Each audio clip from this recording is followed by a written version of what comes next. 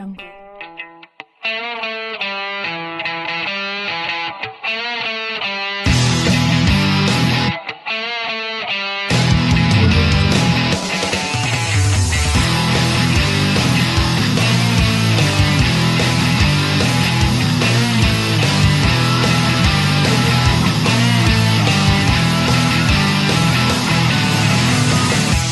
Hello, you are listening to Trump Republic Radio. It is April 15th, 2018.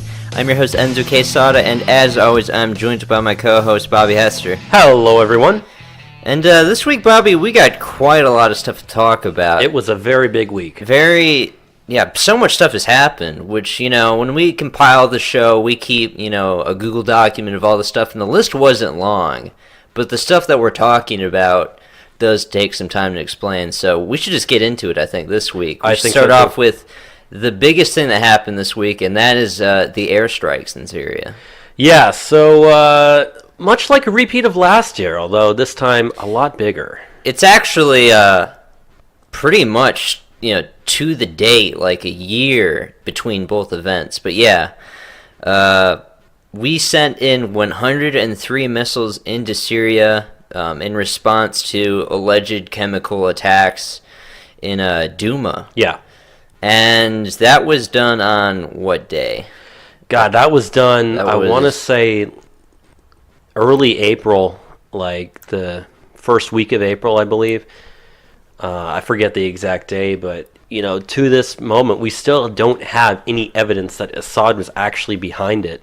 I know the U.S. has said that we're certain that Assad's behind it. France says that they have evidence that Assad is behind it, but their evidence that they released was nothing but just a bunch of articles and whatnot. And yet they don't show us evidence. Yeah, no one has presented any evidence in the actual form. And keep in mind, this happened, the day or just a couple of days after Trump announced that we were going to be, starting to withdraw our troops from Syria.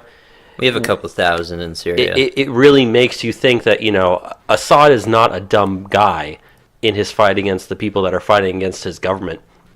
He knows that chemical weapons are not something to play around with. He knows that the response from the outside world will be, essentially what it was, if not even more, to what actually happened. So why would a guy like that decide to just gas his own people, kill, 45 of them is the number that's being thrown around right now? Something like that. Just days after the U.S. says we're going to retreat, which, knowing that would trigger them to come back and, have more of a global response to your regime, does not make any sense to me, especially the fact that, the people that were the first ones on the ground talking about it were the white helmets, and we know their track record for, being honest and faking things. I mean, there's pictures going around the internet already of people that were, supposedly injured in this gas attack or just standing there posing for pictures on the cameras. Yeah. I'm not going to say the entire thing was fake, but there's very little evidence to prove that this thing actually happened, let alone Assad being behind it. No, you look at what happened last year. They released the video the White Helmets did on, the chemical attack that got us involved in the first time last year. You can go through that footage and you can see technical glitches in their footage over and over. Mm-hmm. The one guy, and I'm talking about something a year ago. You remember the footage where the guy's kind of like flopping like a fish? Yeah. That footage actually is clipped for him to repeat over and over to do that. They're selectively editing to make it look like something that they want to look like. They have a long history with doing this. The White Helmets are essentially Al-Qaeda because, they are trying to garner support from the West, and, they're pretty successful at this, to fight the Assad regime. Mm-hmm. And, just looking at the airstrikes that just happened the other day, the next morning, ISIS went on an offensive against the Syrian government. They started that night. It was just an hour or so after the airstrikes were finished. There was a couple of ISIS groups that were attacking, I guess, government forces, if I can use that word, or it might have been the Syrian army. You know exactly what I mean when I say that. Yeah, the Syrian government. They were attacking Syrian government forces just hours after the airstrikes had finished. And, a lot of people assume that some of the explosions that were going off were also part of the U.S. airstrikes before they realized, oh, wait a minute, that was actually rebel forces that were setting off bombs, not more airstrikes that were coming in.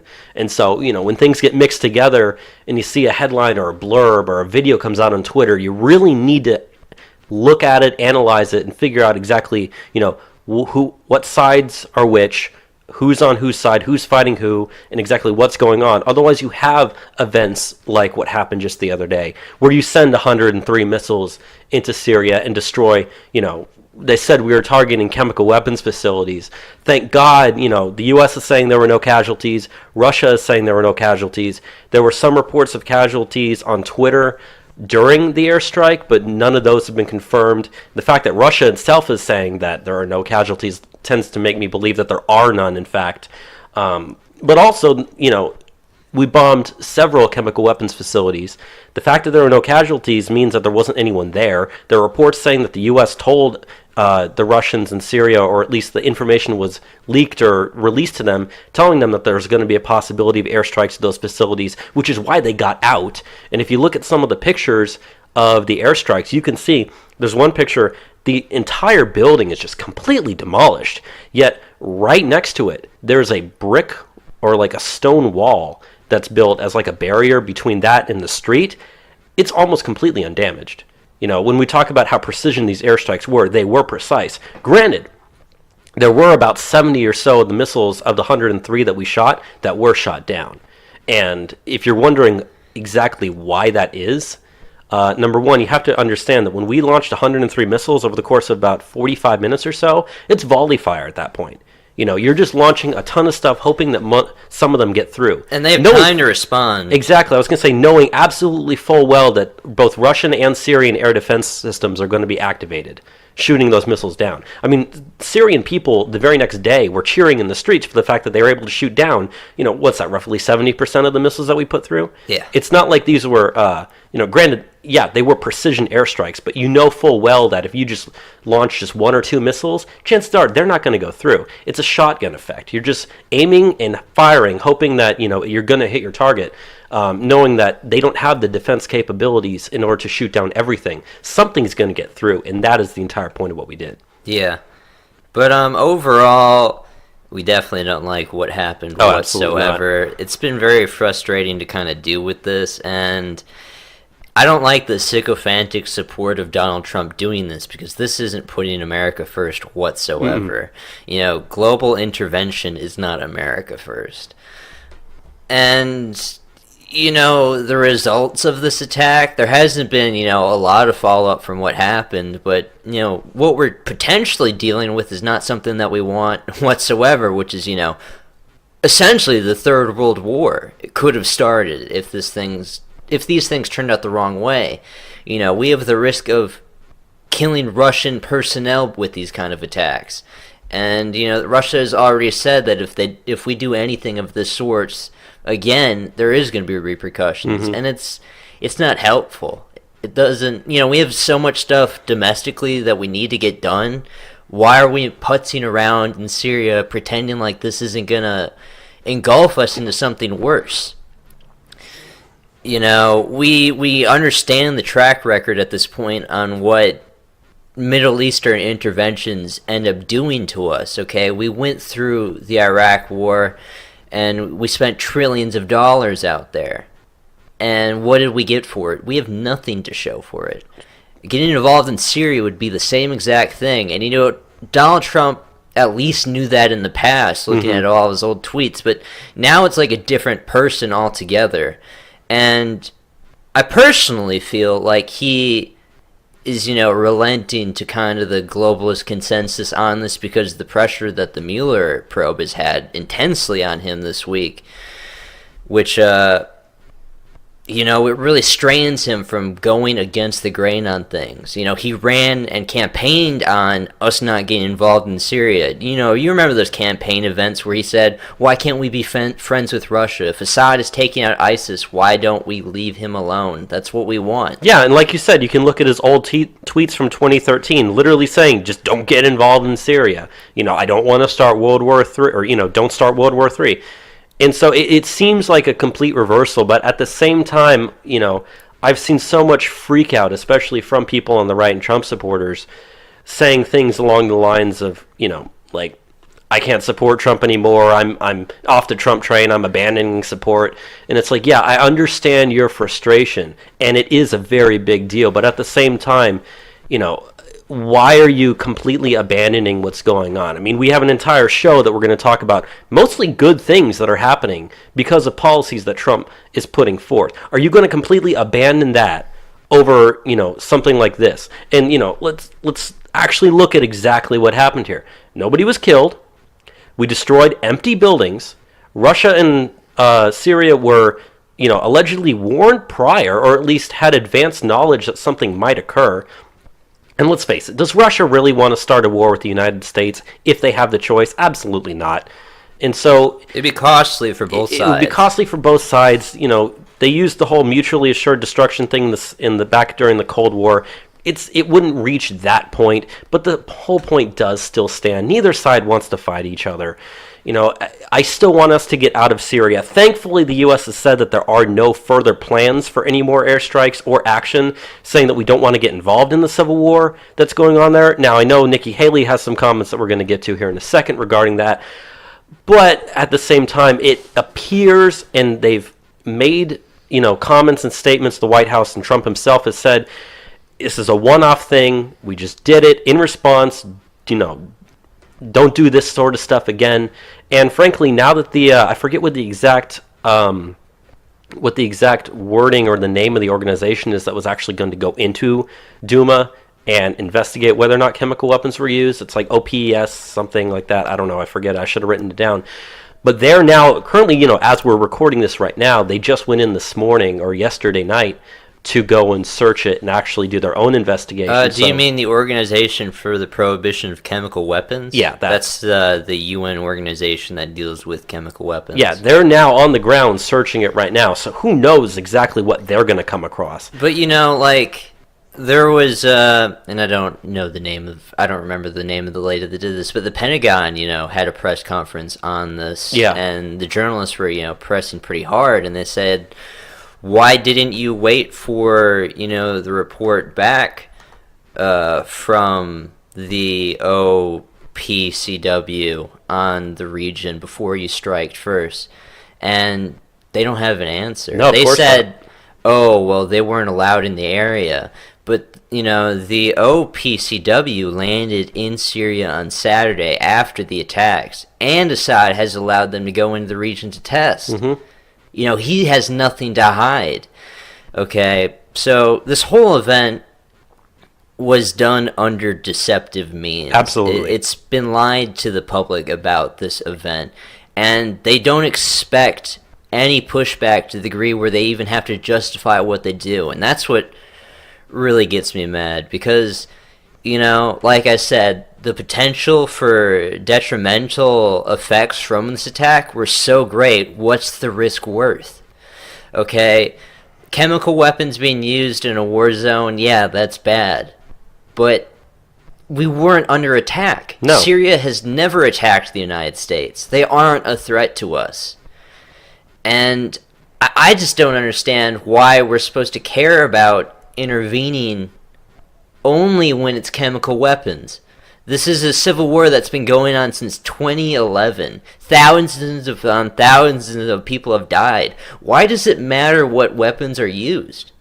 Why do we have to risk getting involved in a war because chemical weapons were used? And it's a civil war, too. Yeah. It's not like Syria is fighting Lebanon or fighting Iraq or fighting Israel or something. It's a civil war within Syria. Yeah. Granted, there are elements like, ISIS or Al-Qaeda or different groups that get involved in it.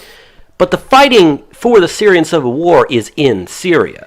Okay, that is their own problem to deal with. We do not need to get involved. And, what we did, it violates international law. And, you can argue the grounds of constitutionality of what's been done. Yeah, I want to bring up that here in a second, too. And it's just like, what was it all for? What do we have to show for what we've done? I can't point to anything whatsoever. It's just been a waste of time. And I want to bring up the whole constitutionality of what happened. it's amazing, if you know the Constitution says that the United States cannot declare war without Congress, and then there's the whole thing with the War Powers Act that says, the president can authorize military action, but has to, get congressional approval within like 90 days or 60 days of it. I think it's 60 days. Yeah, I think it's 60 days as well. There was absolutely no talk about that from the left during the Obama years, and even during the Bush years, it was, there was an anti-war effort, but in terms of that being their argument, wasn't that strong. Yeah. And yet, after this strike, every single mainstream left, and every Democrat was coming out there, every neocon Republican, well, actually, not really them, they were coming out in support of it, but especially a lot of, the more libertarian-type Republicans that are out there, were all coming out saying, like, Trump can't do this without the authorization of Congress, this is unconstitutional. Where were you people when, every other president was doing this? I understand that when we invaded Libya. Yeah, where were you when this was in Libya? Where were you when, people were doing airstrikes in Yemen? Where was this? Where was it at all? Where were you, when we were doing airstrikes last year against Syria? It's interesting that you bring up Yemen, because it shows like a very strong hypocrisy on the part of like American foreign policy. Mm-hmm. We have intervened in Syria because of supposed chemical weapons attacks, but the Saudis are attacking, Yemeni civilians all the time, and we do nothing. Every day. We just let them do it. And, there's been questionable acts used with chemical weapons out there. There's been instances where the Israelis have used white phosphorus against Palestinians and people in Lebanon, but we don't attack Israel for doing so. Yeah, you don't see us launching carpet bombs over Jerusalem. We just have this hypocrisy where if you're our supposed ally, we let you do the stuff that, we striked Syria for doing. And in many cases, they do much worse things. Mm-hmm.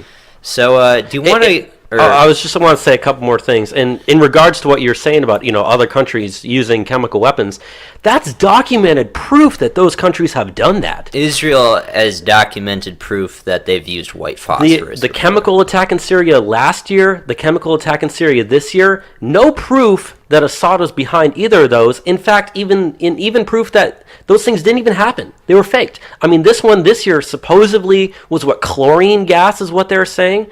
Yet there's videos of people like running through it in the streets. You do not run through chlorine gas that's in the air like that with no equipment on you at all. You just don't do that. Or like last year, they said it was sarin gas was used, and then they showed the white helmet footage where people are just using rubber gloves to like rubber gloves you use for washing dishes to try and clean people. Like that wouldn't work. It would burn through that. It's just none of this stuff is believable, and it's just like, why do we care what goes on over there? It's on the exact opposite side of the world. It has nothing to do with us. Why are we invading Syria, and undermining their their national sovereignty? Exactly. But I would say the last thing before we move on to the next thing that we're going to talk about is, if you're in Trump's position, where in the past you have said that you don't want to get involved, you don't want to get involved in Syria, you don't want to invade Syria or start World War III regarding Syria, but you have all these people surrounding you that are pressuring you to do things, knowing that, granted, you have the ability to say no, yet, especially what you're saying with the whole Mueller investigation, everything that's going on, if you had to make an action that was a big, bold thing, but had, I guess what could I use as the word, the least amount of risk involved for what you're doing, then it would be exactly what we did. It would be bomb some empty buildings that's no one there, that's been abandoned, a one-time, one-off thing, get it done, get it over. And U.S. has said it's a one-time thing. Now, if they go back on that and they get more involved, then we'll criticize them. And, am I off the Trump train? No. Am I disappointed? Hell yes, I'm disappointed. And I'm angry about what happened. Yeah. But am I going to say that, my support for the president is gone? Absolutely not. There's so many more good things. I just hate the foreign policy that we're doing. That's pretty much what I have to say. Yeah. If there was a way to do it, that was the way to do it. Moving on, though, to something you mentioned earlier, and that is Nikki Haley and what she's said in regards to the intervention. She has now said that the U.S. is not withdrawing from Syria. She says that the U.S. has 3 different aims at the moment to ensure no chemical weapons are used in a way that poses a risk to U.S. interests, which... It's a very vague statement. Yeah. Ensure ISIS is defeated, which, why are we fighting the people fighting ISIS? And then? plus, ISIS has already lost over 99% of their territory. They don't have territory in Iraq anymore. They just have limited territory in Syria. Yeah, and so, the fight against ISIS in Syria is very, very close to being finished. If it weren't for the fact that, a lot of ISIS elements are still fighting against the Assad regime, not under the ISIS flag, Yeah. And then the last aim is to have a good vantage point over what Iran is doing. But my thing is, Syria is allies with Iran. Why are we getting mad that the Syrian government allows Iranian troops in Syria? This is for the Syrians to decide. It's not up to us. We don't have a place to get mad about that from. It's just so weird to me. I don't know. But she says that the U.S. main goal is to see American troops come home, but we're not going to leave until we accomplish those 3 things, and that we're also going to impose more sanctions on Syria. Now, in this regard, it says the U.S. main goal is to see troops come home, but not going to leave until we've accomplished those things. That means that we could indefinitely be there. However, I really, unless there is some sort of big, bold response from Russia against this, I don't know. I just don't see the thing escalating too much from where it is currently. Yeah. I that goes against what a lot of people on the right are thinking, but I just don't see it. Unless something happens, I just don't see it. I just think that we're just going to be there and kind of stalemate like we've been doing for the last 2 or 3 years. Yeah, it doesn't seem like there's anything to suggest any more movement beyond it. I mean, we might be completely wrong come next week, but as the moment, nothing's happening too much. Yeah, World War III has not started yet, folks, as much as you people like to freak out on Twitter about it. It hasn't happened yet. Do you want to move on to the Trump attorney stuff now? Yeah, let's move back to some domestic stuff here. The first thing that we have in terms of what's been going on, I guess you could say, in the United States, in the Trump administration, is the FBI has raided the office of Trump's attorney, Michael Cohen. They raided his New York City office earlier this week as part of a referral from the Mueller probe. Now, you have to understand exactly why they did this.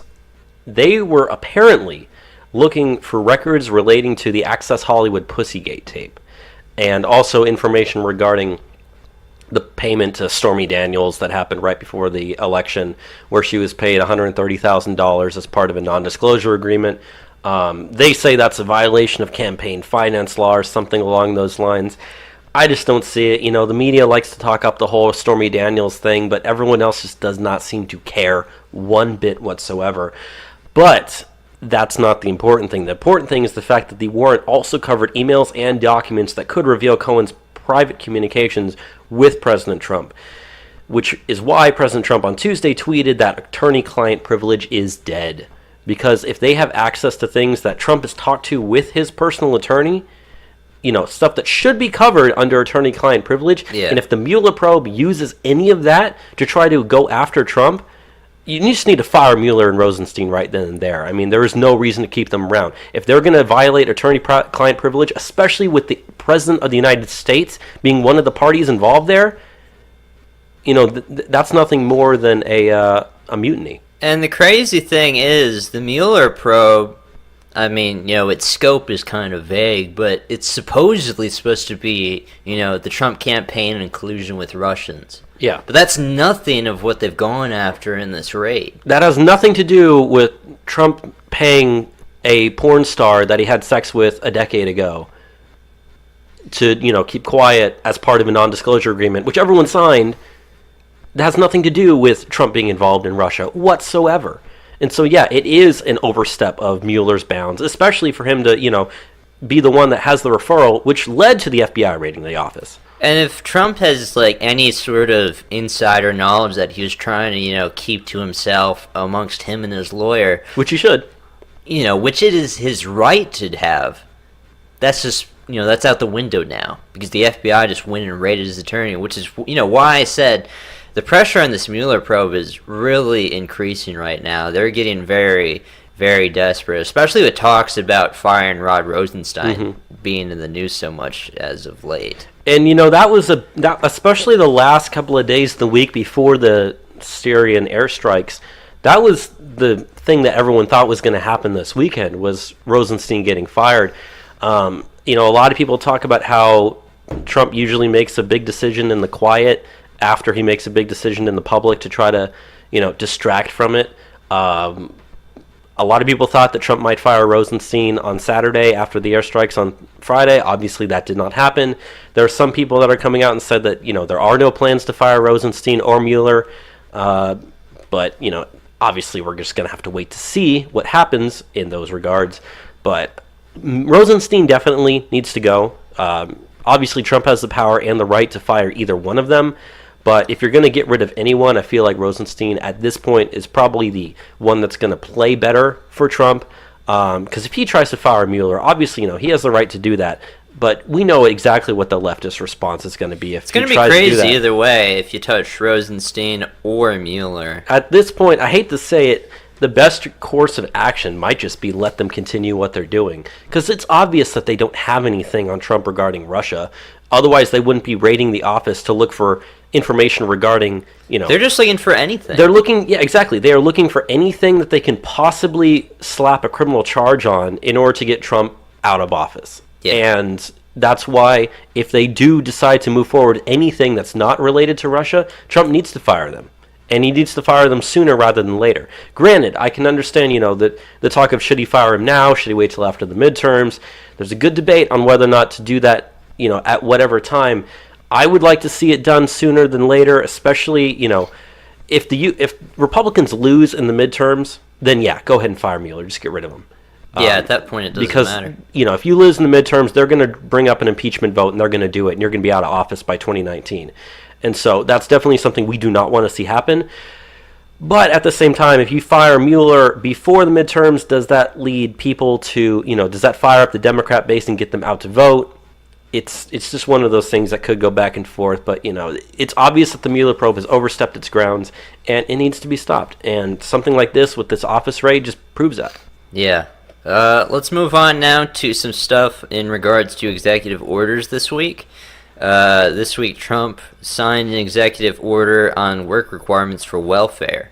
On Tuesday, President Trump signed in private an executive order to strengthen work requirements for public assistance and other welfare programs, such as food stamps, cash, and housing assistance programs.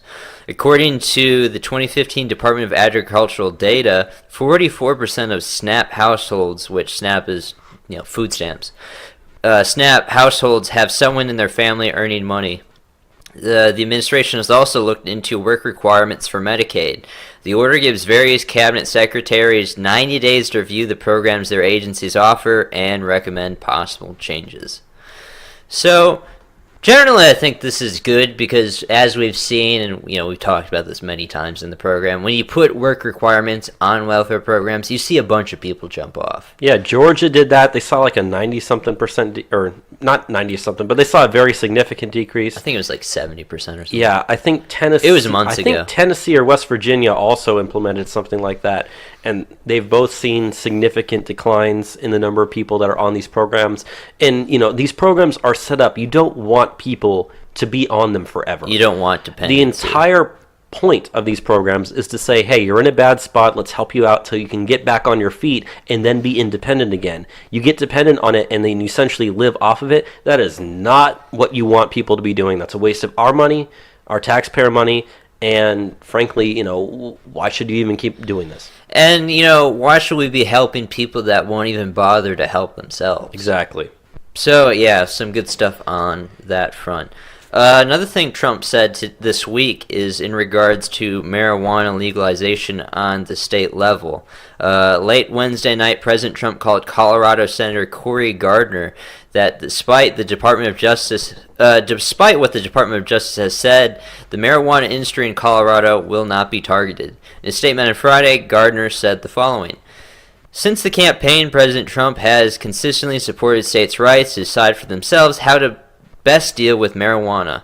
late Wednesday night, I received a commitment from the president that the DOJ's rescission of the Cole memo will not impact Colorado's legal marijuana industry. Furthermore, President Trump has assured me that he will support a federalism-based legislative solution to fix this states' right issue once and for all.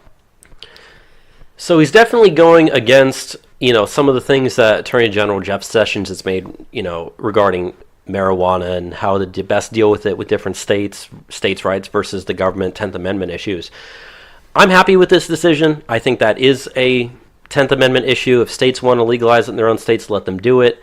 That's something that the United States government should not be cracking down on for what individual states want to do. So I'm happy with this. And, it wasn't a big part of Trump's platform when he was running for president, but he had always said that I just think that this is a federalist issue that should be, relented to the states. Mm-hmm. So good stuff there. And obviously we will support marijuana legalization. Yes. Moving on now. This week, Trump pardoned Scooter Libby. Yeah, so President Trump has pardoned Scooter Libby, who is the former aide to Vice President Dick Cheney, who was ensnared in the Valerie Plame affair during the Bush administration. Now, here's a little background as to, exactly what happened. In 2003, a New York Times op-ed written by CIA official Valerie Plame's husband, Joseph Wilson, said that Wilson doubted a U.S. claim that Saddam Hussein sought significant quantities of uranium from Africa after he made a trip to Niger to investigate.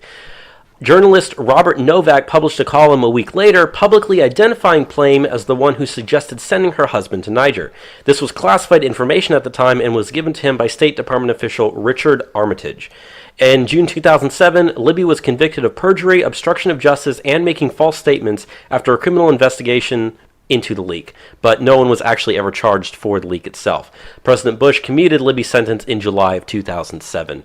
So essentially what happened was Libby he lied to investigators over something that, let's face it, he never should have been charged with anything in this regard. He was not the one who publicly identified who Valerie Plame was. It was this journalist who published it based on information given to them by a State Department official who should not have been giving out classified information. Now, you can say what you want about whether or not you think Scooter Libby was a good guy or the people involved were good people, but, when it really comes down to it, Scooter Libby, in this regard, didn't do anything wrong. Yeah, so I don't think he's a good guy, but I don't think he did anything wrong either. So it is what it is. And like we said, President Bush commuted a sentence, so he never actually saw any jail time for, being charged with anything. So, essentially it's a formalization of a process that was started a long time ago. So, I'm fine with that. I don't really care. Yeah, and to round out the top of the news this week, we got another explosive thing being reported, and that is the Inspector General has released a report on Andrew McCabe, who was recently fired from the head of the FBI. The Justice Department's Inspector General Michael Horowitz found that former FBI Deputy Director Andrew McCabe, quote, lacked candor on 4 occasions when discussing the disclosure of information for a Wall Street Journal article about the FBI's Clinton Foundation investigation. In addition, the IG determined that McCabe was not authorized to disclose the existence of the investigation because it was not within the department's public interest exception for disclosing ongoing investigations. The IG said that the disclosure to the Wall Street Journal was made, quote, in a manner designed to advance his personal interests at the expense of the department leadership. The instances the IG cited were McCabe's conversations with federal investigators and also with then FBI Director James Comey in October of 2016. The reports from Horowitz, which was sent to Capitol Hill on Friday ahead of its expected public release, formed the basis of McCabe's firing last month by Attorney General Jeff Sessions. So this is good news. We all knew that McCabe was not a good guy, and the IG report here confirms that. It confirms that he was not authorized to disclose information that he did disclose. Whether or not you wanted to define that exactly as leaking, you probably could describe that as leaking. But yeah, that $500,000 he raised in that GoFundMe for his legal defense is going to be put to good use here, especially, once this report actually becomes public, and then the possibility of charges starting to be filed against these people, which frankly I hope happens. Yeah, McCabe is definitely one of the worst, people involved. And the stuff happening around, the Hillary Clinton investigation, we were talking earlier, Comey said that he pretty much did it for political reasons. He did. He said that, it came out that he said that he believed that Hillary Clinton was going to win, and that did, what's the word I'm looking for? That did impact how he handled the investigation into the whole email scandal and whatnot. Meaning he thought she was gonna win, meaning he would keep his job or get a new job within her administration. Meaning, yeah, there is some bias there. Things were not handled properly. I just wanted to touch on one thing that House Judiciary Committee Chairman Bob Goodlatte said in regards to the report. And that is that he thinks that the decision to fire McCabe was the correct one. Quote, according to the Inspector General report, Mr. McCabe repeatedly lied under oath about the disclosure of information to a reporter. In doing so, he not only violated FBI policy, but he may have committed a federal crime. So, Trump tweeted about this kind of in grand fashion. Oh, he sent like 5 tweets this morning about it. Yeah. And McCabe's lawyer retweeted all of it and said, we will be using, thank you for providing even more material for the defamation suit. We are actively considering filing against you and your colleagues. Stay tuned. So this is, and we could have expected this is going to a court case. This is going to take quite a while to resolve. But, just more evidence on what we kind of already known for many months now. Moving on from there, do you want to talk about the economy, Bobby? Yes, I do. We have one story in economics this week, and that is Trump has ordered a full review of post office finances. President Trump issued an executive order Thursday to create a task force to examine the financial soundness of the U.S. Post Office after Trump has accused Amazon of getting cheaper package delivery expenses by abusing the USPS services. The task force will conduct a full evaluation within 120 days and will examine, quote, the expansion and pricing of the package delivery market, the decline in mail volume, and the monopoly, quote unquote, of letter delivery and mailboxes. The order cites that the USPS incurred $65 billion in losses, was unable to meet retiree health benefits, and remained on the high-risk list of the Government Accountability Office. The task force will be headed by Treasury Secretary Steve Mnuchin, Office of Management and Budget Director Mick Mulvaney, and Director of the Office of Personnel Management Jeff Pond. So there's been a lot of talk over the last couple of weeks about, Trump versus Amazon. Trump's going after Amazon. Amazon has seen its stock decline because of all this talk. I've seen reports saying that the U.S. Postal Service loses like $1.50 per package that Amazon sends. I'm not sure if that's entirely accurate or not. I hate to say it, but I really don't know where I stand on this issue. Obviously, we know that the post office is, it's a money pit for the United States federal government. And it's long overdue that we looked into the running of it because, they're not efficient whatsoever. No, it's and not. This is taxpayer dollars. I was going to say, it's not efficient. They lose money every year. They lose a lot of money every year. If it weren't for junk mail being sent out, I doubt they'd be delivering very many things besides just bills. It's had a declined relevance with, stuff like Amazon and FedEx that do much better jobs. I was going to say, but at the same time, you have to remember one thing. If it weren't for the Postal Service delivering Amazon packages, how many packages would they be delivering? A lot less than they're delivering right now. And so I understand both sides of this issue here that, yeah, they are losing a lot of money. Is Amazon, abusing the Postal Service in order to get cheaper packages? Probably, but at the same time, that's might be the only thing that's keeping them afloat. Granted, they are sinking very fast. I really don't know where I stand, but I'm definitely happy that they are looking into the post office's finances, because that is something that, as you said, is definitely long overdue. And it's something that, if the federal government is going to be so big, you might as well not have things that are going to be losing money in the process. Most definitely. With that said, let's move on to some stuff in the topic of immigration.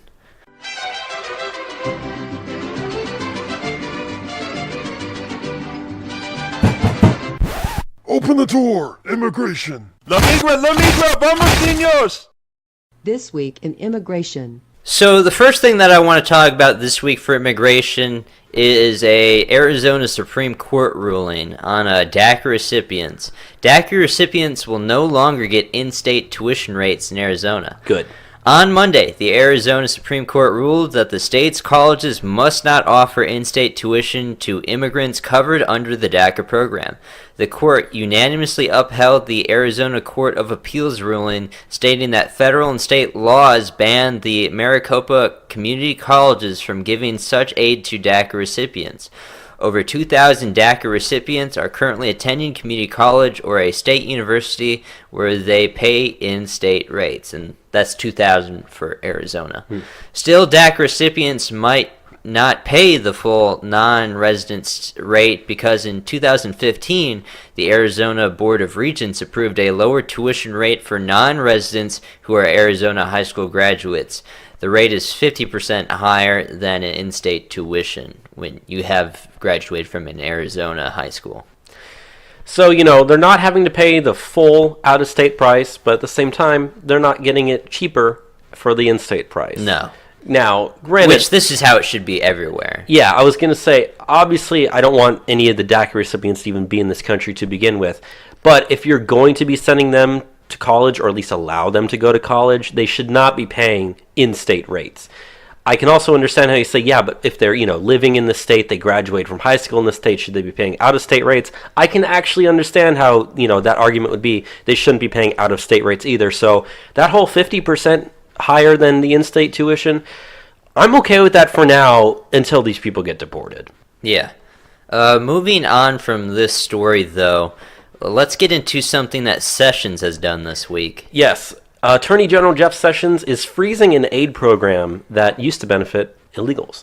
Attorney General Jeff Sessions is shutting down a taxpayer-funded service called the Legal Orientation Program, also known as the LOP, which provides immigration court advice to immigrants. It helped roughly 53,000 immigrants during 2017, which is up from only 29,000 in 2012. Significant increase there, almost double. Green card rates, however, and this is where this gets important, green card rates for LOP participants were 5 times higher than migrants who did not use the program. So essentially what happens is, immigrants, whether they be illegal or legal, are able to use this legal program in order to try to get taxpayer-funded program to help themselves out, get green cards or whatever, thing they're trying to get. And so by shutting this down, that does help us. It means that less of those things are going to be given out. It's going to make it harder for people that shouldn't be here to begin with, at least from the illegal side. And if you're a legal immigrant, then, there are already other ways for you to go about these things. Granted, should we make it easier or harder? I'll let that be up to every other person's decision. But at the same time, I'm very happy that this program is being shut down. They said it's probably only a temporary shutdown, but I'm happy with it, for now at least. So yeah, very good stuff. We don't want these people getting green cards. And I don't want our taxpayer dollars to be helping potential illegal immigrants getting, any type of legal assistance in the United States. Yeah, most definitely. Moving on from there, we've been talking on this program for the last couple weeks now about battles between Southern California cities and the state at large in regards to their sanctuary city or state policy. Yes. And there are some more California cities that are now joining the lawsuit against sanctuary state status. Yeah, so the newest city that has joined is the city of Newport Beach. Their city council voted unanimously, 7-0, to join the lawsuit against the California state sanctuary laws. This brings the total number of cities suing the state to 13, including Orange County. Newport Beach Councilman Scott Piotr said, quote, "We want to be a law and order city and a law and order state. We want to comply with federal law and state law. They put us into a situation where we have to choose, and we don't like it." Now, do you want me to list off the cities, those 13 that have joined the lawsuit? Most of them we've covered on the program before. There are a couple that we have not. One of them is Barstow, California, which is not in Orange County. If you don't know where Barstow is, If you've ever driven between Las Vegas and Los Angeles, you go right through it. It's the interstate that connects between the two. Yeah, you can say the different cities there in the lawsuit. Yeah, so the cities, now, like I said, some of these we covered on the show before, so it's just repeating them. The cities are Westminster, Fountain Valley, Huntington Beach, Newport Beach, Aliso Viejo, Escondido, San Juan Capistrano, Mission Viejo, Orange, Yorba Linda, Los Alamitos, Hesperia, and Barstow. I've been to a lot of those cities in my trips I've never to been to California, so yeah, my frame of reference. I was going to say, my grandmother, before she died, she lived in Orange County, so I'm very well aware of almost all the cities that I listed off there. So it's great to see that the resistance, if you want to use that word, in the real resistance. Yeah, the real resistance in California is, it's gaining steam. Every week there's more cities that are joining. Look at this one, 7-0. The city council voted to join the lawsuit. Not a single dissenting vote. I know that we have a number of listeners also from Huntington Beach. I don't know about the other cities. I haven't checked the statistics on, who's downloading from where in quite a while, but I know Huntington Beach is represented on that list. So if you're listening, we support what you're doing out there. Need to take the fight to California. And I've said this a couple of times in the show already, but I'm just going to reiterate.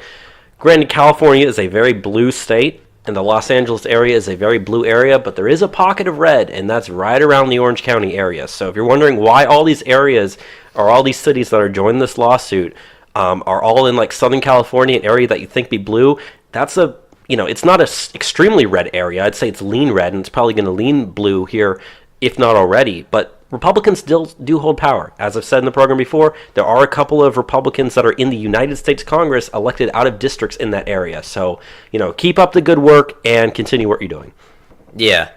So, for the last story on immigration, last week we talked about, the call for National Guardsmen to the border. And we've seen, a good number already head to the border, which is great stuff.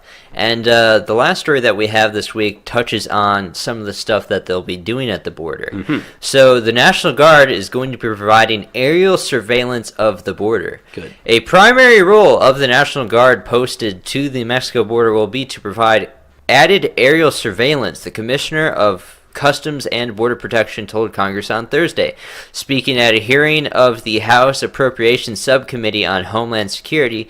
Kevin McCallinen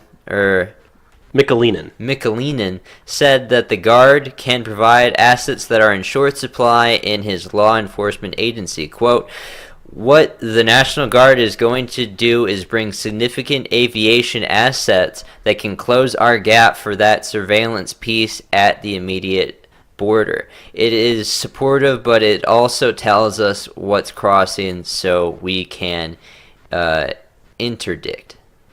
So, we talked last week on, the National Guardsmen, what their role will be out there. They likely won't be out there patrolling the border per se. Yeah. We talked about how they'll likely be in a supporting role, maybe constructing detainment centers, working in offices, that sort of stuff. This will be another aspect of their service at the border, and a very important one.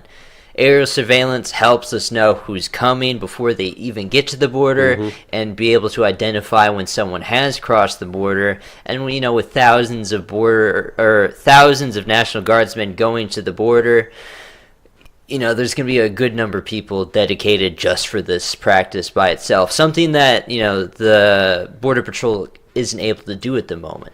Yeah, and I was going to say, one thing that we were going to talk about in the show, but I cut, was California said that they're going to also be sending troops to the border.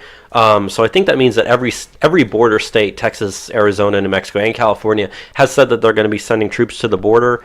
I know Trump requested about 4,000 National Guard troops. If you add up the total that just those 4 states are sending, it's about half of that. I know some other states said that they might be sending some as well. But California, they made... When Jerry Brown released a letter saying that he was going to send 400 troops to the border, he wanted to make it perfectly, absolutely clear that the reason that they were there has nothing to do with immigration, and they weren't going to be doing any type of immigration enforcement.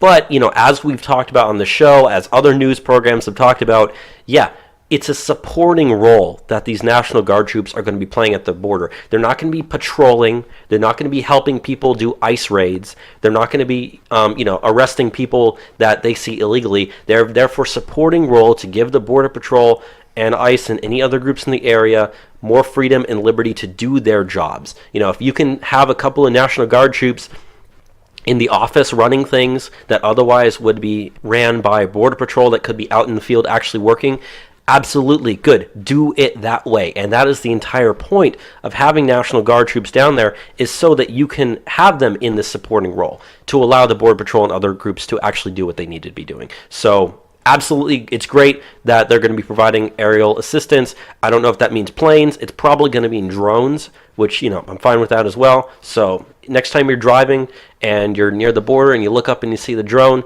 salute your National Guard servicemen. That's all I got to say.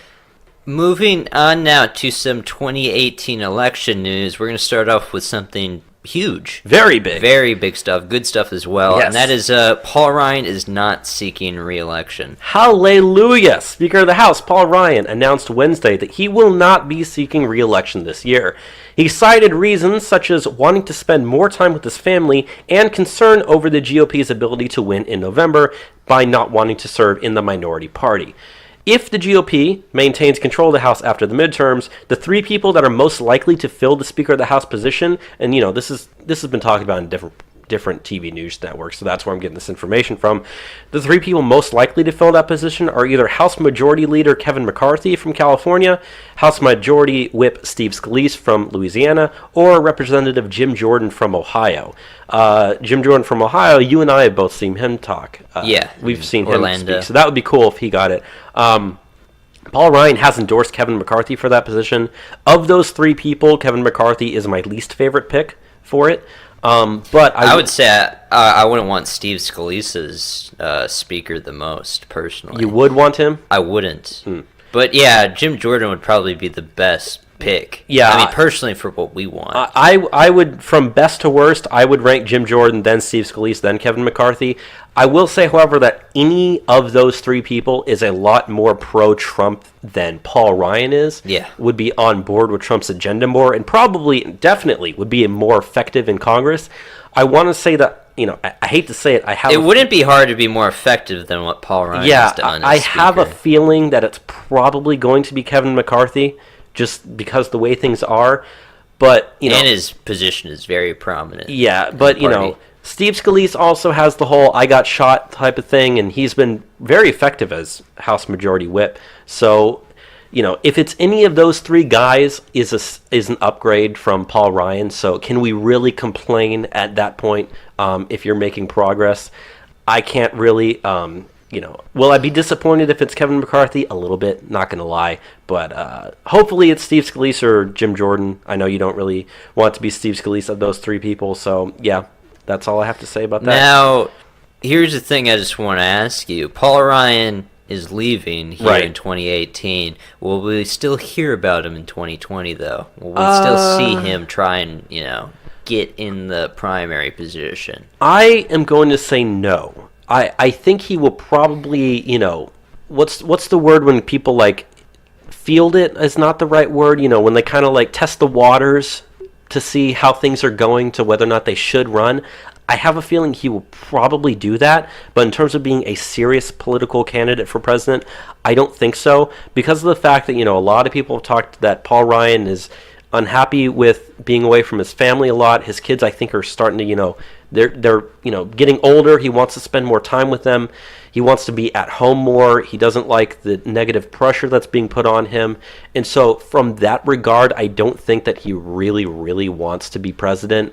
I think he knows that he's an ineffective person. He's an ineffective leader in the Republican Party. And so, yeah, he'd probably get a lot of support from the neocons and the never-Trumpers and that wing of the Republican Party. But is it enough to stop Trump or to primary Trump in 2020? I don't think so. But that doesn't mean he's not going to try. Or at least, like I said, test the waters. So I mean, just talking from my own, life, my dad didn't vote for Donald Trump. He wrote in Paul Ryan. So he already is a vote there. Well, there you go, Paul Ryan. You've got some support out there, buddy. Go ahead and try.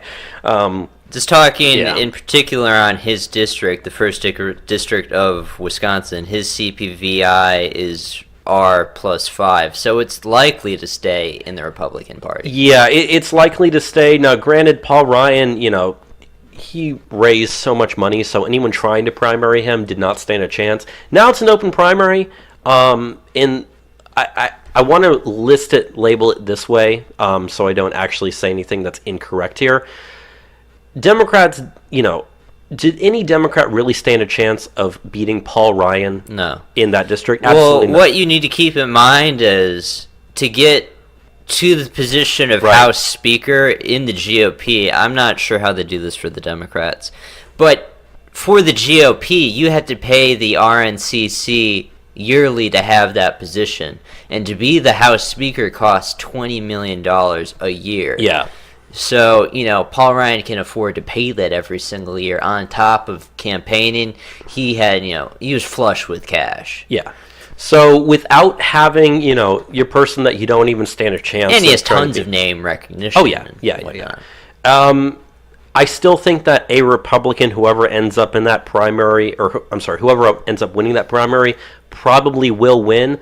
I think because of the fact that Paul Ryan is in that district, the people that normally would be the Democratic challenger, I don't want to say they're not taking that district seriously, but before this announcement, they knew that they probably didn't stand a chance. Obviously, you're going to have to probably run someone in that district. Does it give the advantage to the Democrats? No. Does it help them? Yes. So the fact that it's an R+5 district means that, in a normal election, a Republican is going to win it. Is there going to be probably, increased turnout of Democrats for these midterms? Absolutely. I think everybody knows that. I think everybody understands and realizes that the Democrats are a lot more enthusiastic about the midterms than the Republicans are. But is that enough to swing an R+5 district to a blue district? I don't think so at this point. I think if it was an R+3 or less, that would be a stronger possibility. But it's just barely enough to where I think we hold that seat pretty easily. Yeah. Moving on to the other story we have for 2018 election news, there has been a ballot initiative to break up the state of California into 3 separate states. Yeah. And this ballot initiative has received enough signatures to appear on the 2018 ballot. Right. The signature campaign is called Cal3, C-A-L-3. It's led by billionaire venture capitalist Tim Draper. He has collected the 600,000 signatures. He only needed to collect about 585,000, so he's collected enough. And because he collected enough signatures, he has the ability to actually get that on the 2018 ballot. They said he's probably going to officially file the petition with the Secretary of State of California early, this upcoming week here, meaning very, very, very strong chance it actually will appear on the ballot. Now, the campaign calls for breaking up California into 3 separate states: California, Northern California, and Southern California, although the citizens of those areas would be able to change the name of those states. If you see a map of what this is doing, essentially from about Los Angeles up the coastline to San Francisco is California. And Southern California is everything from like San Diego to the Arizona border up to about New Mexico, or I'm sorry, not New Mexico, about to the Nevada border, and then kind of following that up till about in line with where San Francisco is. And then everything above San Francisco is just all Northern California. Now, we've talked on this show about, the potential for there being like the state of Jefferson, which is, a movement in Northern California to get that to be its own state. So, what would happen if all the Northern California people vote to get rid of, or to break up into another state? That region went to Donald Trump. Yeah, exactly. Strongly for Donald Trump. If you look at the counties that they want to include for Northern California, Trump wins that by with about 55 to 60% of the vote. And so that would mean you've got. I was doing the math before. That area up north in Northern California is roughly the amount of people that would give them about 5 representatives in Congress, okay? Plus 2 senators for a state. That's 7 electoral votes that are red electoral votes that you otherwise were not going to be getting. Yeah. And so for that regard, I support that. The question I have is, let's say all the people in the North vote to split up the state, but everybody else doesn't. Maybe you should go ahead and just split it up for the people that did. I am very interested to see a county-by-county breakdown of how this actually wins. The thing that concerns me is, every state gets to have 2 senators. Right, and that's the Would problem, this too. help the Democrats get a senatorial advantage over us? It potentially could. It potentially could, and the strongest reason for that is, the California, or the strip along LA to San Francisco, that's still going to be blue. It's still going to stay as 2 Democrat senators, much like California has right now. So in that regard, you're not changing things. The question comes when you start having 2 more states, 4 more senators. How is that going to break down? Is it going to be, 2 red, 2 blue? Are they all going to be blue? Is there going to be, a lot of, they talk about how in the electoral college system it disenfranchises red voters in blue states and blue voters in red states actually show up to vote. Does that make, Northern California and Southern California, the parts that aren't on the coast, does that suddenly make those more competitive? It might. And, if you have something that could be 50-50, by saying, hey, now all of a sudden you have a voice in the system that otherwise might not have counted, who knows how that might turn out? It might stay blue. It might also stay red. And so, in general, I do absolutely support this movement. I hope that it does get voted into law. I have a strong feeling it's not going to get voted into law, or, it's not going to pass during the midterms.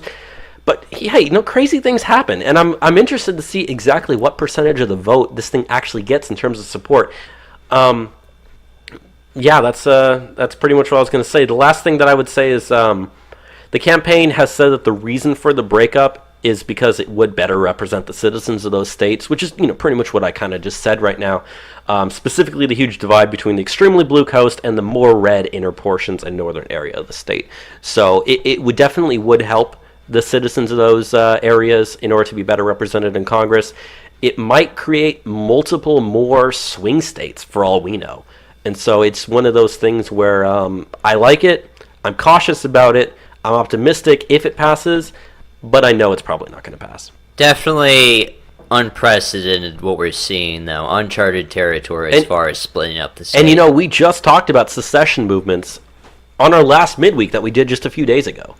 And so, this is very recent in our mind. We talked about the state of Jefferson on that. We even talked about California secession on that episode. So if you want to hear us go into a lot more detail about this, go ahead and listen back to our most recent midweek episode that we just did last Wednesday. Which has been doing pretty well with the downloads, so I'm happy to see. And we're going to continue to try and keep up with the midweeks because, we've been not doing them for months. Yeah, I don't think we should be skipping a week for a while. Yeah. But, moving on to some other non-election related news, there was a vote in the House of Representatives on whether or not to pass a balanced budget amendment this week, and it failed. It failed with a vote of 233 to 184. Now, constitutional amendments require 2/3 of the House of Representatives' support in order to move forward and then go to the Senate, which means, if you do the math, it came about 50 votes short of passing. Now, the House has previously voted on balanced budget amendments both in 2011 and the last time before that was 1995. Okay, so, it's very rare that these things come up, but every time it's come up, it's always failed. And so, it's unfortunate, but, the thing is, if you look at the people that voted against it, some of the Republicans that voted against it were some of the more libertarian people that you like to talk about, your Justin Mash, your Thomas Massey types. Those people, some of them voted against this, which makes you really question what was it. And I'll tell you why right here. The way that this quote-unquote balanced budget amendment was written in a really bad way. So I can understand how guys who normally would be supporting something like that did not. But generally, we'd want to see a balanced budget amendment. You look at the level of debt. We're starting to get places where we're at dangerous levels of debt. We can't sustain too much more. The federal balance is not, balanced whatsoever. We have a large deficit, and it's something that we need to fix, pretty soon here. Otherwise, we're going to get to a point where, there's nothing we can do about it. Yeah, and I think I could say that my 2 strongest things that I don't like about the Trump administration are, number one, foreign policy regarding the Middle East, like we talked about at the beginning of the show. The second one is debt and spending levels. It looks like we're going to continue to have high deficits. We're going to continue to have more growing debt. We're already at like 20 $21 trillion yeah. our national debt, and that looks like that's just going to continue to rise. Those are my two biggest problems with the Trump administration right now. So would it be nice to see a balanced budget amendment? Absolutely, I think. But at this point, it does not have the support that you're going to have in Congress with the way things are right now. Yeah. So the last thing that we want to touch on with the bottom of the stack national news before we move on to current year college craziness is some developments in Tennessee. Tennessee is defunding Planned Parenthood. Tennessee Governor Bill Haslam signed a bill defunding Planned Parenthood this week and will, quote, will now request a federal waiver which allows them to bar TennCare, Tennessee's Medicaid program, from giving money to any abortion facility. When the bill passed the state legislature back in March, State Representative Jimmy Matlock pointed out that the state has effectively given the abortion giant nearly $1 million in just 6 years. Funds that once were directed towards abortions will now be given to other healthcare providers, which obliterates the oft-repeated protest from Planned Parenthood supporters that women will die unless they are given federal funds. So it essentially just takes the money from here and moves it somewhere else. Is that right? Yeah. In a way. No funding will go to anything that gives abortions. Well, I'm good. I'm happy with that. So, good job, Tennessee. Yeah, this is good. And, we have the difference of opinion to where you're pro-life and I'm pro-choice, but I still don't support funding for Planned Parenthood. Taxpayer funding especially. Because, I don't want people that don't agree with abortion to have to fund this stuff. And two, Planned Parenthood is, a political operative. They put their money behind campaigns that, fund leftist causes, and, I don't want any of that. So good stuff what they're doing out there in Tennessee, and hopefully we can see more of that. With that said, let's move on to some current year college craziness. The racist, sexist, homophobic, xenophobic. You're fucking a white male!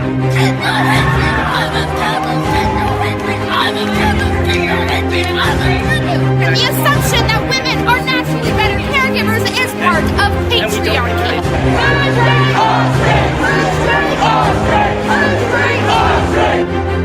Die, cis, scum. You will not divide us! You will not divide us! You will not divide us! You will not divide us! It's time for some current year college craziness.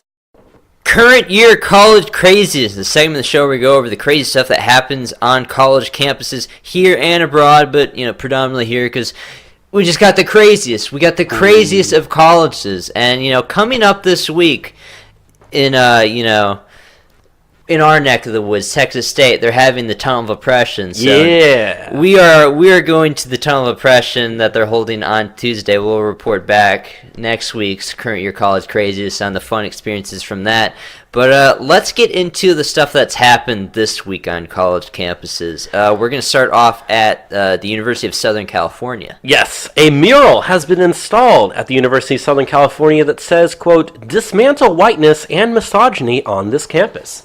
It was put up by the intersectional feminist artist collective called When Women Disrupt, or WWD, in conjunction with students in the class, which is titled Women, Designing Media for Social Change. It is located at the entrance of the Annenberg School for Communication and Journalism building and features 4 females of color on the sides of it. Communications professor Allison Trope said that, quote, "The installation is intended to spark a dialogue, but she is disappointed that the school administration would not allow the mural to be outward-facing." It's currently inward-facing, so the only people that can see it are people leaving the building, and also in a more prominent location on campus. So, if you don't know the campus, that building's kind of out of the way in like a corner. So really the only people that are going to be seeing this thing are people who are going to that building and then leaving that building, I should say. And according to the Facebook page for the school, and that school being the Annenberg School for Communications and Journalism, not the actual USC, the piece was sponsored by the Institute for Diversity and Empowerment, also known as IDEA. So Enzo, are you happy that there's a mural saying that we need to dismantle whiteness and misogyny on this campus? So, one, how much misogyny is really going on at USC, like open misogyny. There's probably next to none. But the whole like dismantle whiteness thing, we've talked about the idea of, white people being like a social construct, an idea, and that's where they get this whole whiteness stuff. It really just means they don't want white people there. Exactly. They want to dismantle whiteness as in white people don't go to the college. That at least to me seems like the end goal of the Institute for Diversity and Empowerment, and that goes alongside, featuring women of color on your building. They just want it to the point where, white people aren't there whatsoever. They also have a plaque that they installed, or I should, I'm going to say that again. They also installed a little, thing by it. You know how, if you go to an art museum, they got the little thing next to it that describes who put it up, for what reason, what it means, that sort of stuff? Description? Yeah, but a little, frame type thing. Yeah. They put one of those up there, too. So anyone that's walking by it that has questions about it, they can just read that, and it tells them everything they need to know about why they want to dismantle whiteness and misogyny on that campus. It's kind of disgusting, really. But moving on, we have a professor who was fired this week. Yeah. For being racist against Well, whites. she was actually fired a while back, but she's now suing the school that fired her, and I'm going to tell you why. So Professor Lisa Durden of Essex County College in Newark, New Jersey, is suing the school after she was fired. It all started when she appeared on Tucker Carlson's show back in June of 2017 to defend a No Whites Allowed sign that was at a Black Lives Matter Memorial Day party. On the show, she said, and you'll probably remember these quotes because it kind of went viral. She said, quote, "Boo-hoo-hoo, you white people are angry because you couldn't use your white privilege card to get invited to Black Lives Matter's all-black Memorial Day celebration." To which Tucker Carlson replied, "It's such a basic violation of what I thought we all agreed on, which is you don't attack people for things they can't control, namely their race." Well, after she went on the show, Essex County College President Anthony Monroe asked Durden to not return to her adjunct professor role after controversy started to arise, started to go viral on Twitter. A couple of people wrote in and complained to the school, and he said, "You know what, I don't want you to return to this position." Well, she's now suing the school because of that. In fact, Durden's lawsuit claims that her First Amendment rights were violated and that she claims that her First Amendment rights are being violated, and she is now being represented by the Foundation for Individual Human Rights and Education attorney, Ari Cohen. So, she's suing the school because she thinks that her First Amendment rights are violated after saying something racist. And isn't it amazing, Enzo, that a, leftist, I could say, a non-white person, I could say, can claim that their First Amendment rights are being violated if they say something racist. Yet if you're someone on the right who would try to defend a no blacks allowed at a White Lives Matter Memorial Day party, if you tried to go on TV and defend that, you'd be fired too. Yeah. And everyone would support your firing. And the whole thing with the First Amendment is, you have the ability to speak and the government can't suppress you. It doesn't leave you, free from repercussions for what you say. If someone that I hired was making such statements on the television, I wouldn't, continue to employ them. Why? For what reason? So yeah, kind of crazy stuff. Hopefully she doesn't succeed in what she's doing with her lawsuit. Moving on now, back to California. It's always California. Yeah. It always is. No whites allowed at college swimming party. Scripps College in Claremont, California. Which, where's Claremont? I'll look it up. Okay, because I have no idea about California. I've never been there. Scripps College in Claremont, California has approved a swimming party that only people who identify as persons of color are allowed to attend. The party is being held by a group called Café con Leche, which, if you don't speak Spanish, that means coffee with milk, who describe themselves as the, quote, badass Latinx at Scripps. The party was held at the Scripps Sally Tierman House Pool from 7 to 10 p.m. after pool hours on Friday. So this is an event that already happened. But, I don't know, it's crazy. It's just openly, segregationist. And I thought that's not allowed. We have civil rights laws that prevent, discrimination on the basis of race. But They held a party that does exactly that. If you're wondering, Claremont, California is about 30 miles east of Los Angeles. It's right next to Ontario. So if anyone knows that area there, it's right around there. Yeah. So they had a Facebook event that announced the whole party. And there was one little thing that I wanted to quote from their little announcement. Bring your chanclas and your homies. I don't know what chanclas is. I'll guess look it it's up. a Spanish word. Bring your chanclas and your homies over. Flip-flops. Over to our nice-ass resort pool. Let's take up space. The announcement said, adding that the event is, quote, a safe space for students who identify as POC to come together and build community. Okay, so if it's for students who identify as people of color. Yeah. That reminds me of that lady, I forget her name. Remember that white lady that said that she was a black lady? Rachel Dolezal? That's the exact one I was thinking of. She identifies as a person of color. Yeah. Would she be allowed in? I would imagine so. So if I walked up and started to identify, would I be allowed in? I want to say it really depends, you know. Like, there are a lot of Hispanic people that are of, you know, a European origin, but they identify as Hispanic. And, you know, I'm it's safe to assume there's plenty of those people in, you know, Cafe Con Leche that, you know, otherwise would look white. But because they identify as a person of color, they're allowed in. Now, where the group makes the line on that, I don't know. I'd imagine it just came down to being visibly white. Yeah. I haven't heard any follow-up on the story, how the party went. It was after, you know, pool hours being open, so I guess no one was inconvenienced by them being out there, but yeah, it's kind of bad that they have, you know, open segregationist parties supported by the university. Moving on to the last story that we have for Current Year College Craziness this week, at the University of Virginia, their Thomas Jefferson statue was vandalized. Early Friday morning on the University of Virginia campus, graffiti was found on the statue of Thomas Jefferson. The words "racist" plus "rapist" were spray painted on the statue. The incident coincided with Jefferson's 275th birthday. Jefferson himself was the founder of the university in 1819. Officials do not know who made the graffiti at this point. So, you know, we have talked in the past about the controversy of bringing down Confederate statues and protecting Confederate monuments, but we've always said that the fight doesn't end there. Once they take down the Confederate statues and Confederate monuments, they'll move on to the Founding Fathers, you know, because they were all white guys. And this is just kind of an incident of that happening.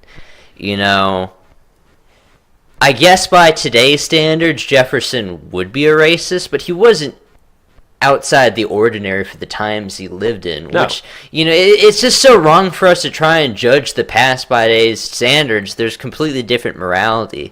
Now, the whole rapist thing, there's no evidence to substantiate that. They like to say that, you know, Thomas Jefferson raped one of his slaves. He raped his slaves. He raped his slaves, and, you know, they had descendants from that, but there's never been evidence to support that. It's just kind of a thing they like to believe in. Not only that, but show some respect to the person who founded your university. I mean, Monticello, you know, the land in the building that Thomas Jefferson owned is in the city of Charlottesville right there. You can go there and visit. I believe he's even buried there as well. So, you know, it's called this thing called, you know, lasting impact, lasting memory.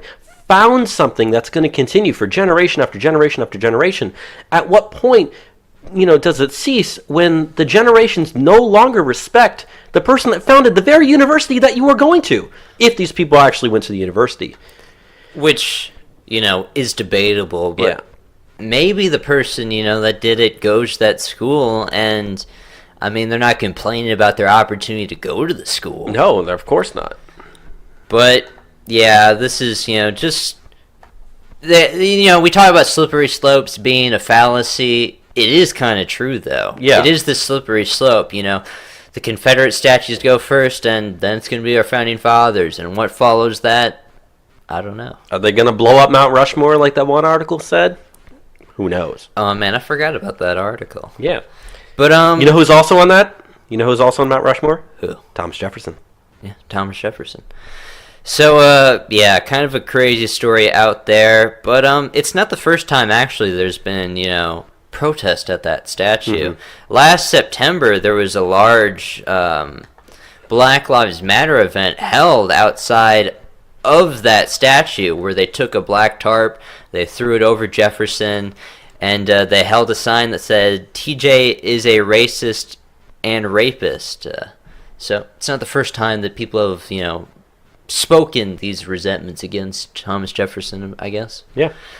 But, yeah, crazy stuff nonetheless. Moving on from there, let's get into some international news. We got a decent amount of international news. It's all pretty good. Not a deluge of it, but pretty good stuff this week. And we're going to start off international news with Asia. Yes. Big news out of North Korea. They have told the U.S. that they're open to denuclearization. This is big news. So, North Korea has told the United States officials it is prepared to discuss the denuclearization of the Korean Peninsula, according to Reuters. The 2018 North Korea-United States Summit is the proposed future meeting between the leaders of North Korea and the United States, which is planned to take place around the end of May of this year, which would be the first time that a sitting U.S. president will have met the leader of North Korea since the Korean War back in the 1950s. Kim Jong-un, in a handwritten letter, invited President Trump to meet. North Korea has also offered to suspend their nuclear missile testing alongside their invitation for talks. Press Secretary Sarah Huckabee Sanders said that in the meantime, all sanctions and maximum pressure will remain. So, dude, this is amazing, outstanding news. Yeah. It would be monumental stuff for Trump to meet, with Kim Jong-un. For the last couple of years now, with the presidency of Donald Trump, especially in the television, they play up the whole, Trump is so insane with his tweeting, he's going to get us into World War III with Kim Jong-un. How great would it be for the opposite to happen? And it looks like that's exactly what's going to happen is the opposite. It looks Trump like has expressed his desire to meet with Kim Jong-un himself, and it looks like they'll get this meeting done pretty soon. And to go back to one of the things that I said earlier in the program about, the things I do and don't support about what Trump is doing, I don't like his foreign policy in the Middle East, but his foreign policy that he's done regarding Asia, specifically, negotiating new trade deals with China, the whole denuclearization thing and trying to, de-escalate things with North Korea, it's going fantastically well. If you want to consider NAFTA even a foreign policy thing, which, you could say it is, you could also say it's an economic issue, that's being successful as well. Many different countries are opening up to different trade deals. China even is coming to the U.S. and, wanting to get new trade deals, especially since the U.S. said that they're going to be implementing those tariffs that we talked about, over the last month or so.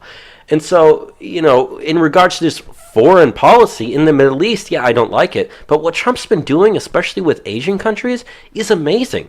And, it's yet to be seen about what Trump's lasting impact as a president is going to be. But just imagine if even one thing could be remembered for Trump is that you were able to, get rid of the North Korean nuclear program and make sure that, North Korea is no longer a threat to the region or the rest of the world. That is an amazing effort that is being taken. And so far, he's been relatively successful. Granted, we're going to have to see what the outcome is of this meeting that they're going to have in May.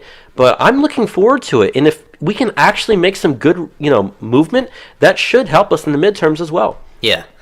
Moving on from this story, though, we also have some stuff to talk about in regards to China and tariffs. Yeah, and that kind of goes with what I was also saying, regarding different tariffs. China has agreed to cut auto import tariffs.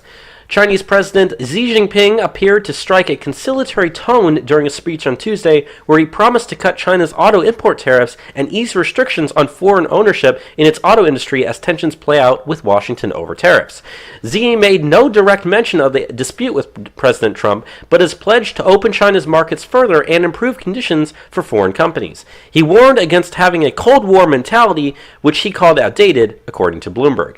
Xi also said that Beijing will significantly lower tariffs on auto imports this year and ease restrictions on foreign ownership in the auto industry as soon as possible. China charges a total duties of 25% on imported cars, which is a 10% customs tariff plus a 15% auto tax. Since December 2016, Beijing has also charged an additional 10% on super luxury vehicles that are priced above $200,000. So again, this is great news. You know, everyone said, oh my God, these tariffs are going to destroy the world economy, but It's no. going to bring a trade war. It's the exact opposite. China's, cutting tariffs that normally would be placed on things that are imported from the United States.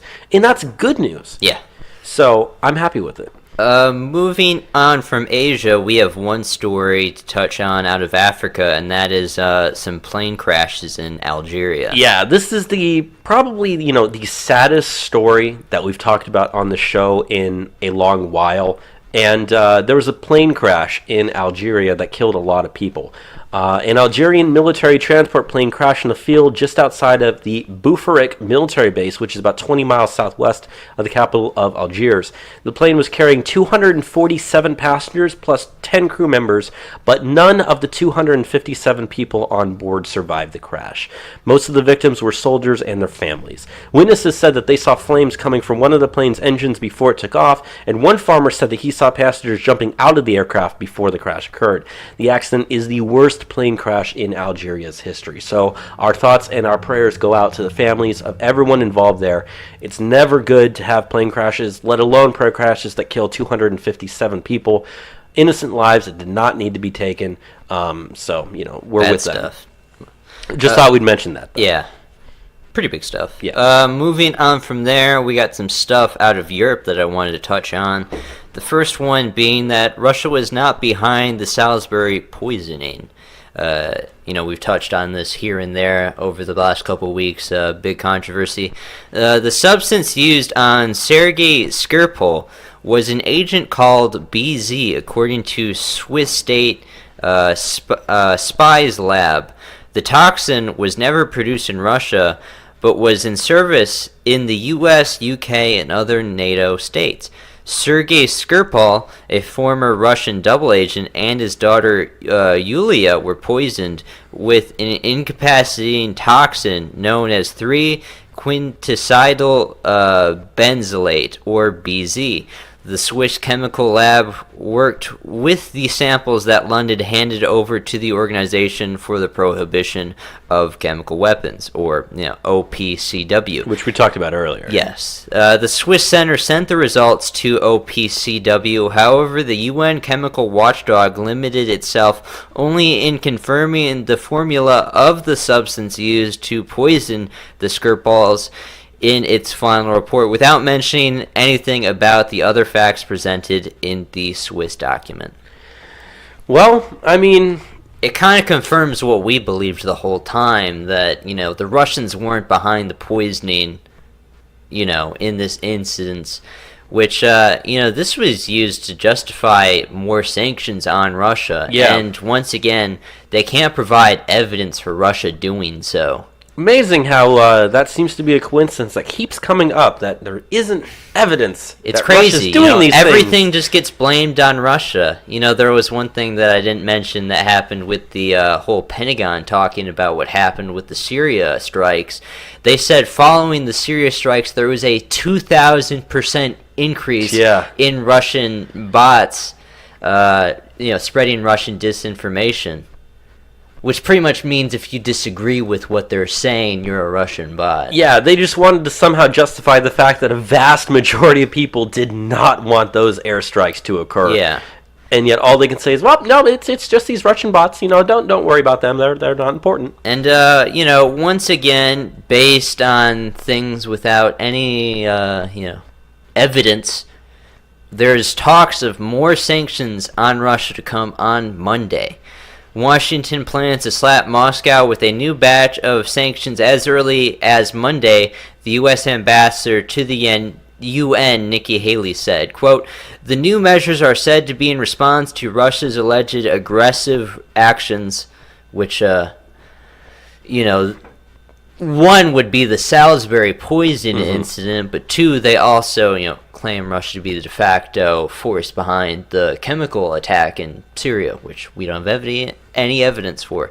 Continue on. Haley blamed Moscow for the tense relations between the U.S. and Russia and accused it of continuously engaging in aggressive behavior. She added that Washington would respond with a number of aggressive steps of its own. Quote, "The sanctions are continuing to happen, which you will see again on Monday," Haley told Fox News Sunday.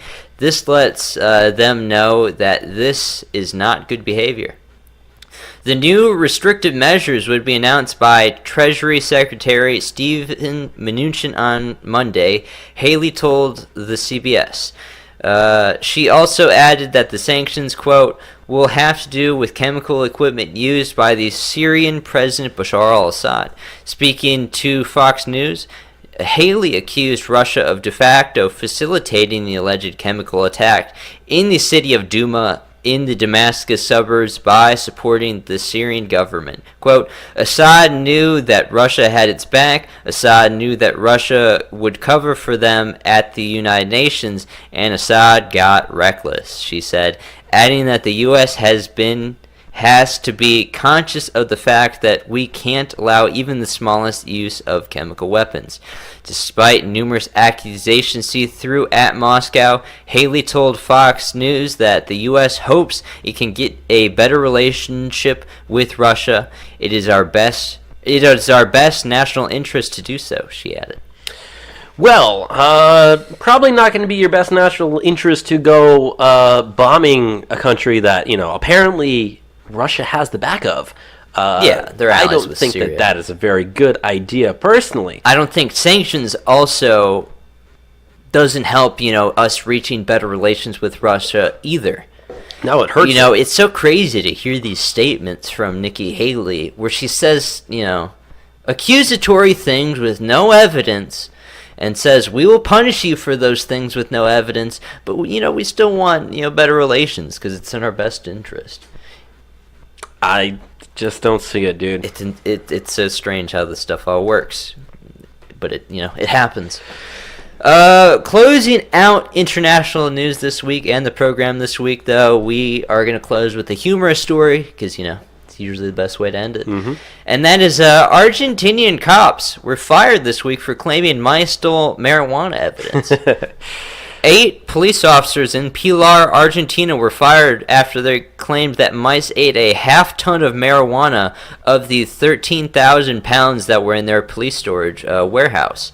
Experts dispelled the idea, saying that the mice would not mistake marijuana for food, and if they even had, they would have likely died from it, and corpse would have been found among the marijuana. All 8 were dismissed from their jobs, and they'll face the judge on May 4th for their final decision. Well, may the 4th be with them. But, there was just a half ton, 1,000 pounds of marijuana that seemed to be missing, and the best they could come up with is mice ate it all.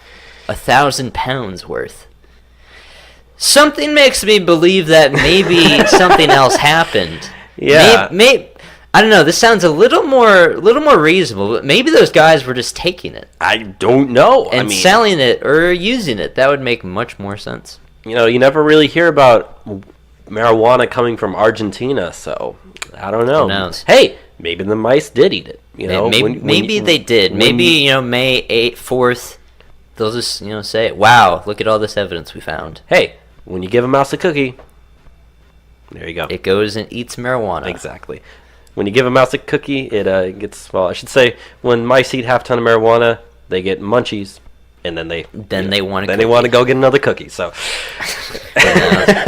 but yeah, this is just like the weirdest story that I saw all week, so we had to throw it on there.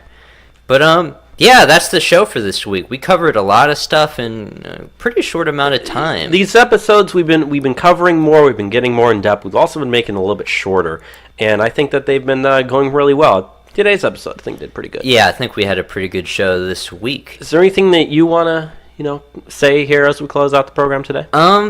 Just the thing that I've said many times before in the program, that is, all we ask of you is to recommend the show to one other person.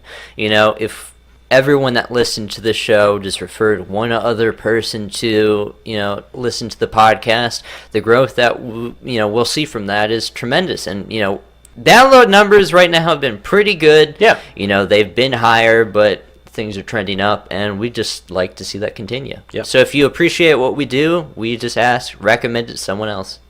And, I don't really have anything else to say besides the normal things that I always say, which is, if you're not following us on social media pages, please go ahead and do it. You can find a link to our Facebook page down in the description box of this episode. If you want to, you can follow us on gab.ai at Trump_Republic_radio. People do. Yeah, or you can email us at trumppublicradio@gmail.com if you want to, directly contact us there, or, contact us on any of those other platforms. That's good, too. Yeah, and I guess the last thing I have to say is we're looking to do a midweek show, but we don't know what we're going to do it over yet at all. So, if you have any ideas, contact us on, Facebook, Gab, or, email us, and we'll give it consideration. Absolutely. But with that said, thank you for listening to another episode of Trump Public Radio, and have a good one. Goodbye, everybody. Bye.